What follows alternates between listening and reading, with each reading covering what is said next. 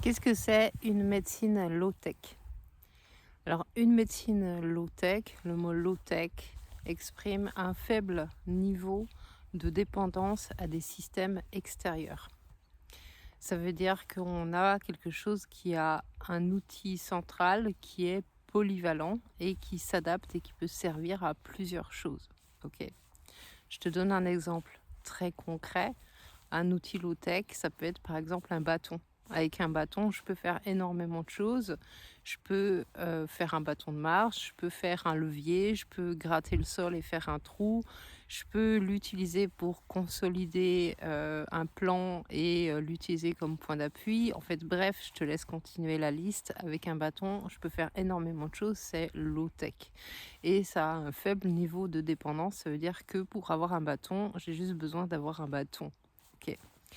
Par opposition, un système high-tech, c'est quelque chose qui a un fort niveau de dépendance à des systèmes extérieurs. Ton téléphone, ton smartphone, c'est un système high-tech. Pourquoi? Parce qu'il y a besoin d'une batterie, il y a besoin d'une connexion, il y a besoin d'énergie, il y a besoin en fait d'un certain nombre de choses pour que ça fonctionne. Pour que ton téléphone fonctionne, tu as besoin de mettre une puce dedans, tu as besoin qu'il soit chargé, tu as besoin d'avoir un abonnement, tu as besoin d'être dans un endroit où il y a une connexion. Bref, pour que ton téléphone fonctionne et qu'il fasse toutes les fonctions que tu attends de lui, tu as un fort niveau de couplage et de dépendance à des systèmes qui sont extérieurs au téléphone lui-même. Ok. Une médecine, elle peut être aussi low-tech ou high-tech. La médecine chinoise, je la trouve particulièrement intéressante parce qu'elle est low-tech, mais globalement, toutes les médecines anciennes et millénaires sont des médecines low-tech. Pourquoi? Parce qu'on n'avait tout simplement pas des niveaux de technologie avancés et qu'on faisait avec ce qu'on avait globalement. Je vais te parler spécifiquement de la médecine chinoise parce que c'est la médecine que je connais et que je pratique. Mais tu verras que c'est transposable à beaucoup d'autres médecines.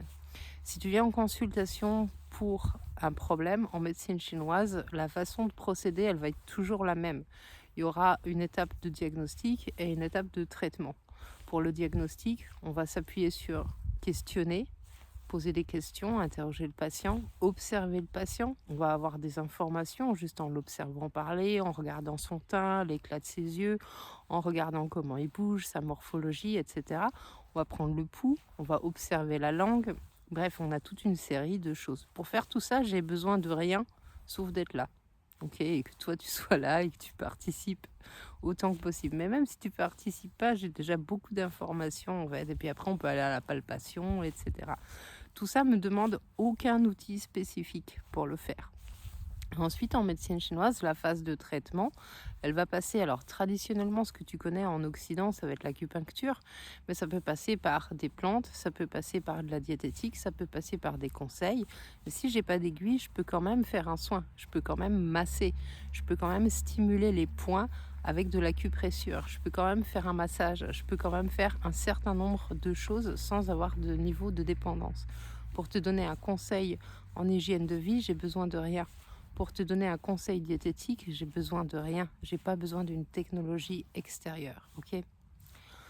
Quand tu vas chez ton médecin généraliste et que tu présentes ta situation et que tu parles de ce que tu as et des symptômes que tu as, le questionnaire, il va exister, certes. La palpation, normalement, elle doit exister aussi, mais des fois, elle passe comme une lettre. Elle passe pas comme une lettre à la poste, elle passe aux oubliettes directement. Et bien souvent, selon l'affection que tu as, il va y avoir un niveau de dépendance à des technologies extérieures, genre faire une prise de sang. Le médecin, il peut peut-être avoir le matériel, et même il y avait une époque où certains médecins avaient le matériel pour une prise de sang et faire quelques examens sanguins basiques. Maintenant, ça passe par des laboratoires, ok.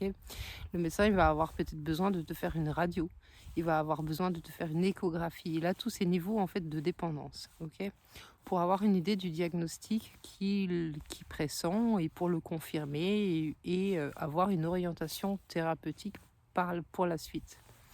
Ensuite, comment il va te soigner? Il va pas te soigner avec ses mains. Il va peut-être te faire quelques conseils, des recommandations d'hygiène de vie, et ce sont des super médecins. C'est un médecin traitant qui fonctionne comme ça, mais c'est vraiment génial parce que c'est de plus en plus rare aujourd'hui. Mais sinon, globalement, il va prescrire. prescrire des traitements chimiques, des médicaments sur lesquels en fait toi, tu as pas forcément la possibilité de proposer des alternatives, voire des modifications.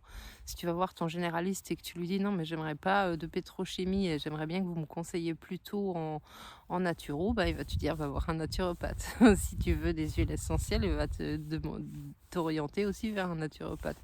Si tu veux de l'homéopathie, soit il te dit: «J'y crois pas du tout», soit il te dit: «Va voir un homéopathe», OK? Donc globalement, il y a un niveau de dépendance qui est hyper fort dans notre médecine occidentale et elle est extrêmement puissante pour certains cas, vraiment, et notamment pour tout ce qui est urgence. La chirurgie, c'est un truc génial. Le fait qu'on soit capable de réparer en profondeur des problèmes structurels liés aux os, par exemple, et qu'on puisse te faire une prothèse de hanche, c'est juste génial. Il y a plein de trucs qui sont hyper géniaux. Mais pour tout ce qui touche à une hygiène de vie, une prévention des maladies, maintien de la santé sur du long terme, c'est pas une médecine qui est extrêmement opérationnelle. Donc dans une époque où on voit nos systèmes de santé devenir de plus en plus fragiles. Pourquoi? Parce que ce sont des systèmes en fait qui sont extrêmement dépendants. C'est high-tech et c'est dépendant d'un certain nombre de choses, hein. Je ne sais pas si tu imagines ce que ça donne une panne électrique dans un hôpital. En général, ils ont un générateur qui leur est propre, mais tu peux facilement voir ce qui se passe quand il leur manque du personnel en radiologie, par exemple. Tu as sûrement déjà passé aussi un temps extrêmement long aux urgences parce qu'il n'y a pas assez de gens pour prendre le temps de savoir pourquoi tu es là. Ok. Donc, je n'ai pas la prétention de dire qu'il y a une médecine qui est meilleure qu'une autre. Je pense juste qu'il manque un axe qui est essentiel dans notre hygiène de vie, qui est celui en fait d'apprendre, de prendre soin de notre santé et aller vers des habitudes de vie qui sont cohérentes avec la santé que tu vises. Pourquoi je te dis ça? Parce que en médecine chinoise, il n'y a pas de notion en fait de maladie ou de santé de façon autant clivée qu'en médecine occidentale. Il y a des mouvements de la vie qui sont constamment en fait en changement, en équilibre et en déséquilibre, parce que comme quand tu fais du vélo, pour avancer, il y a un moment où il faut se mettre en déséquilibre et en mouvement. Et c'est parce qu'il y a une continuité de déséquilibre que tu peux avancer sur ton vélo.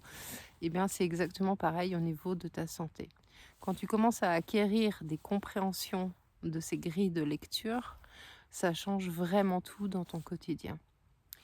Moi, il y a 20 ans, j'avais un diagnostic qui était hyper lourd avec des éléments qui me condamnaient à des traitements à vie. Que ce soit de l'asthme, que ce soit un diagnostic de sclérose en plaques, que ce soit un état anxieux généralisé. J'étais partie pour prendre des cachets sur du très très long terme. Aujourd'hui, j'ai aucune séquelle neurologique de ce début de sclérose en plaques qui était consécutif à une vaccination dans un état de santé qui était déjà fragilisé par un système immunitaire défaillant. Et j'ai plus du tout de problème d'asthme non plus. Pourquoi? Parce que c'est à ce moment-là que j'ai rencontré la médecine chinoise et que j'ai été avant tout patiente. Et j'ai compris en fait l'intrication de tout ce que je vivais dans mon quotidien, que ce soit émotionnel, que ce soit mon hygiène de vie, mon hygiène de sommeil. Est-ce qu'aujourd'hui j'ai une hygiène de vie qui est parfaite? Non, carrément pas. Normalement mal, comme tout le monde. Par contre, je connais les systèmes qui permettent en fait de voir arriver les déséquilibres et je sais comment les rétablir en modifiant mon hygiène de vie. Ces éléments-là, c'est ce que moi j'ai envie de transmettre, c'est ce que je transmets notamment sur mon Patreon Méta-Organique et c'est ce que je transmets aussi en consultation personnelle, en tête-à-tête. Pourquoi? Parce que je crois que redonner du pouvoir aux gens sur leur santé, sur leur hygiène de vie, sur leur hygiène émotionnelle, sur leur hygiène dans leur relation à eux-mêmes, leur permet aussi d'entretenir une relation beaucoup plus saine avec leur environnement, avec leurs proches et avec le monde.